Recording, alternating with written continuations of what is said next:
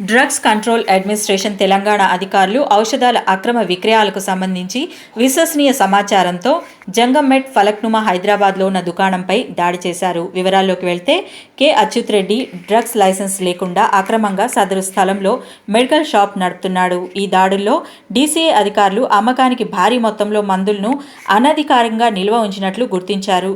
మొత్తం 40 రకాల మందులను ప్రాంగణంలో అమ్మకానికి ఉంచారు. ఈ దాడిలో 1,20,000 విలువైన స్టాక్ను డీసీఏ అధికారులు స్వాధీనం చేసుకున్నారు. ఈ దాడుల్లో T Rajamouli assistant director Hyderabad, Srimathi B Lakshmi drugs inspector Charminar, G Anil drugs inspector Malakpet, Mehdipatnam drugs inspector K Anvesh ఉన్నారు.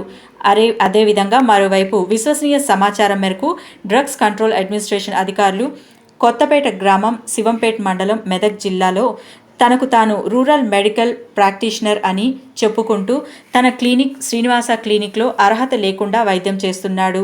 దాడి సమయంలో డీసీఏ అధికారులు ఎటువంటి లైసెన్స్ లేకుండా ఆవరణలో నిల్వ చేయబడిన మందుల భారీ నిల్వలను గుర్తించారు. మొత్తం 41 రకాల మందులు ప్రాంగణంలో నిల్వ చేయబడ్డాయి. దాడి సమయంలో డీసీఏ అధికారులు మొత్తం 70,000 రూపాయల మందులు, నర్సాపూర్, మెదక్ జిల్లాకు చెందిన కొన్ని హోల్సేల్ ఏజెన్సీలకు సంబంధించిన కొనుగోలు బిల్లులు స్వాధీనం చేసుకున్నారు.